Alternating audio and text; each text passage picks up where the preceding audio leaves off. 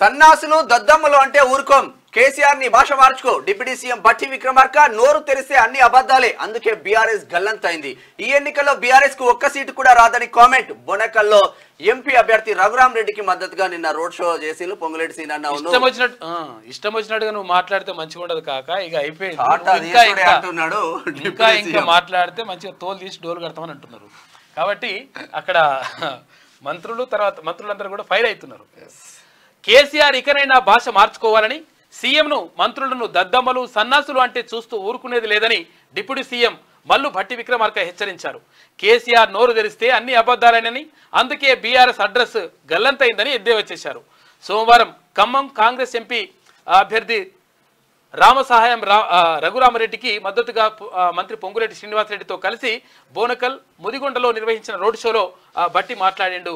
ఎట్టి పరిస్థితుల్లో ఇష్టం వచ్చినట్టుగా మాట్లాడితే నీ తోలు తీసి డోలు కడతామని చెప్తున్నారు.